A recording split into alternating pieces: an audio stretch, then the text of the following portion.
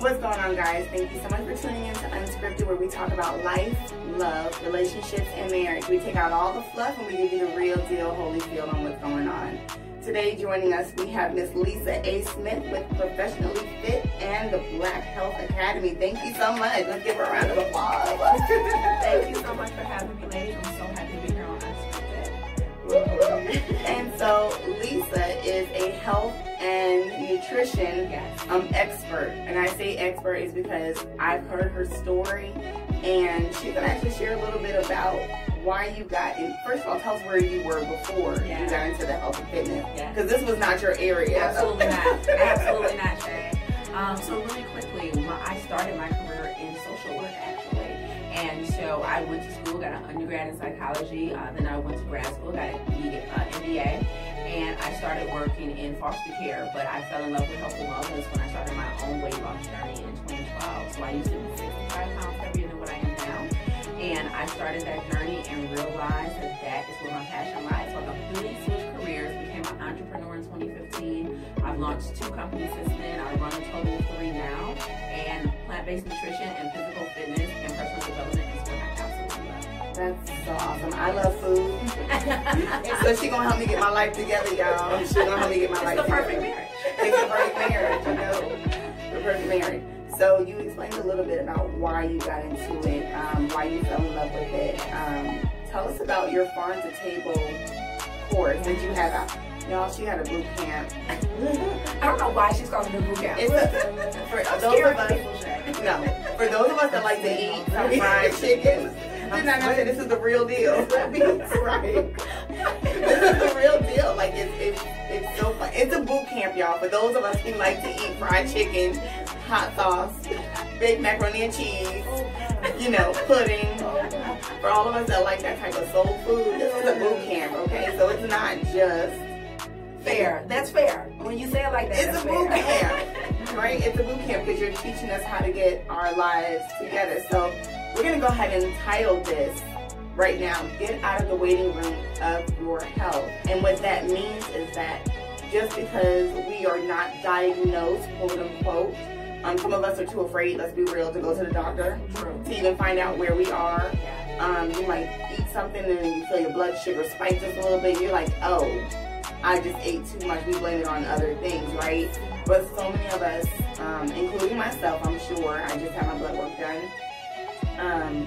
We're in that waiting room, right? So we're not really diagnosed, but the way that we're eating, our patterns, our health is going to take a toll. And eventually we are going to be in the emergency room. We're going to be seeing a physician because something doesn't feel right. So it's not saying we have to be super small to be healthy, right? Because I'm a sister who likes my curves.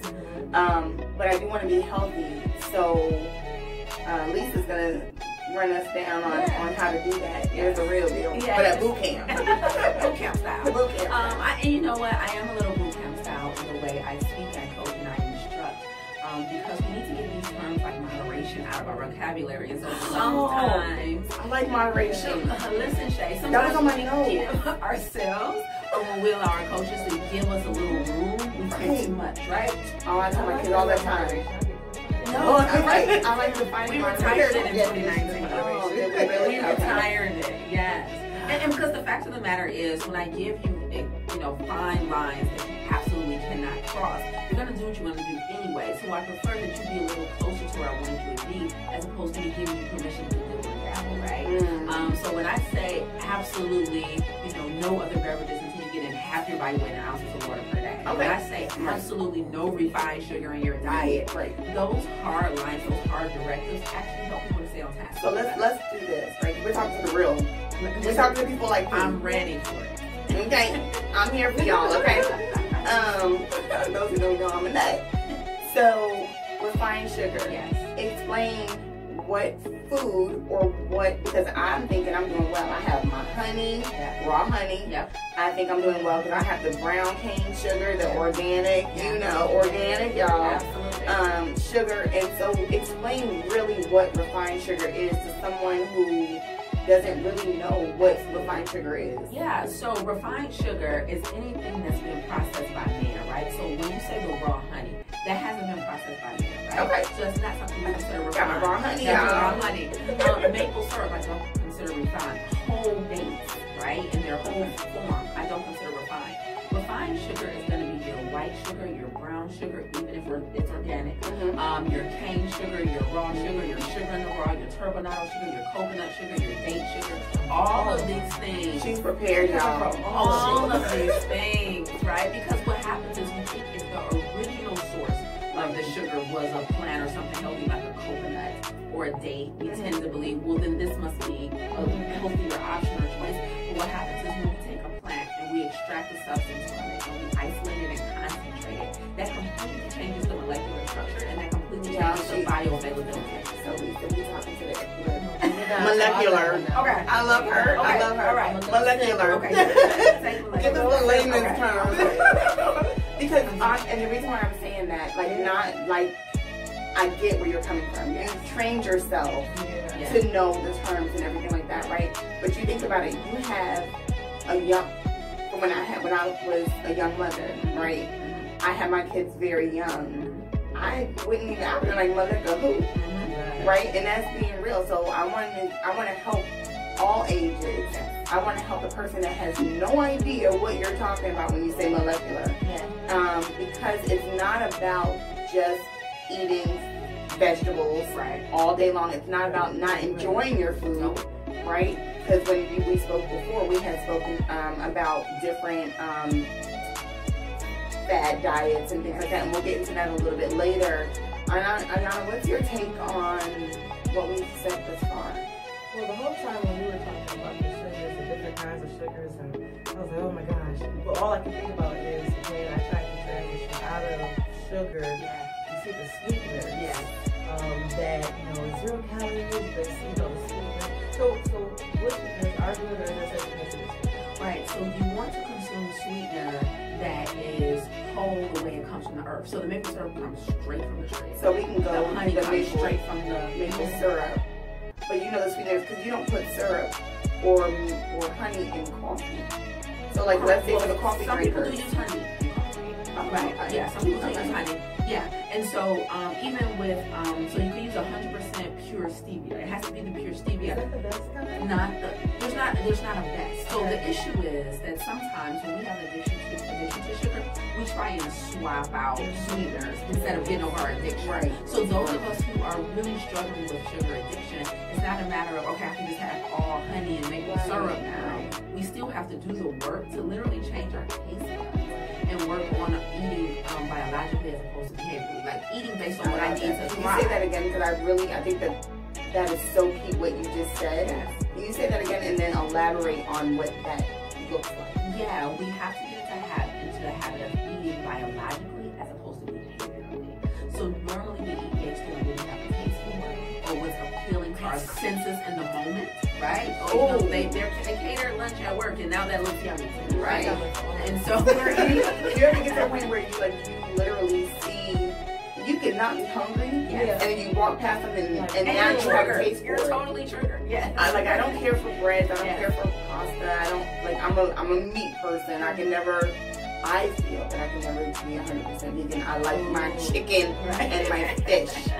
I can do without the red meat, but I like those things. Yeah. But sometimes I find myself walking past like the Hawaiian bread. Yeah.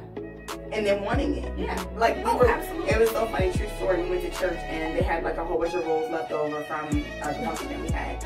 And so we took some home. So I was like, oh, I'll make that for the kids, you know, little sandwiches. And right before I went to bed, passing by the kitchen, I saw the Hawaiian rolls. And I'm not a fan of bread. I took one out and we go to pray. So I put it down, like kind of to my side, because my husband knows that I'm really trying to be better with carbs and just all around. And after we're done praying, he takes my hand like this. And he was like, what is this? And I'm like finding myself balling it up, right? Like a kid, I'm sneaking this food. Yeah. Because I've given him the ability to hold me accountable. Yes. So you said eat biologically and not behaviorally. Yes. Right? That's so good, because out of just wanting something we eat. And as you're working your way up to mastering eating biologically, you have to undo behaviors like what you did. Meaning, if you only bring good choices home, you only have good choices to choose from.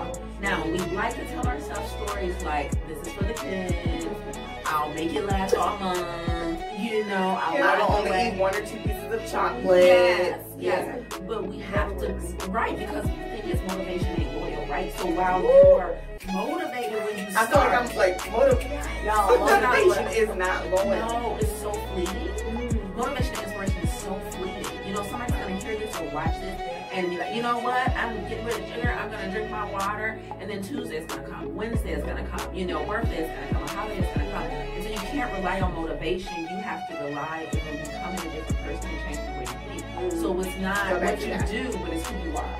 So go back to the way you think, because a lot of times we make up excuses as to why we're having something, right? Oh yeah. So don't justify anything. Right. So Ayana and I are both, you know, life coaches, and so we work with people changing their mindset. Yeah. But that is the hardest thing I feel like to overcome sometimes is the thoughts that you put in your mind. Like, I'm eating because it's comfort food. Yes. You know, that's the normal one. Yep. I'm eating because everyone else around me is eating and I don't want to have to eat too late. Yes. So I find myself overeating so that way I'm not necessarily hungry. A lot of people, like, I eat really fast.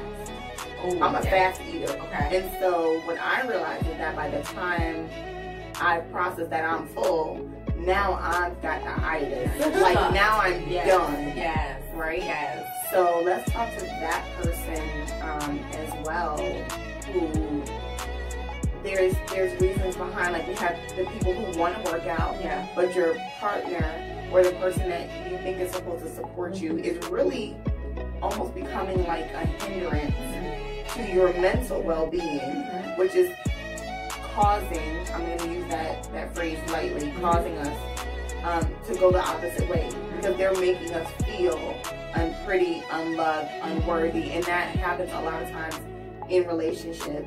I think that that's a whole other, we'll get into that. So let's not do that. Let's get back on the food side. Okay. So I know that Ayana had a few questions. She's getting ready to drink now. She's getting ready to drink. Well, I just kind of like one of the feedback on the whole, you know, binge eating, especially like the holidays. What do you suggest around the holidays? Yeah. People, there's nothing but food all the time. How do you handle not overeating or, you know, eating the wrong things? Yeah. Well, I stick to non-negotiable. So it's the same advice that I give people who are going on vacation. They say, I'm going on vacation. Like, what am I supposed to do? How am I supposed to navigate this cruise ship, being plant-based, right? And so what I say is you need to have at least 3 firm non-negotiables, right? And non-negotiables are things that you absolutely do or you absolutely don't do. And let all the other pieces fall where they're made because you're out of routine, right? And so if you're on vacation or if it's a holiday, for example, my 3 non-negotiables with regards to my nutrition are I drink a gallon of water a day, no matter what. I have plants every day, no matter what. And I absolutely don't consume refined sugar here, no matter what. Now, when I go on vacation or if it's a holiday, will I work out as much as I usually do? Maybe not, right?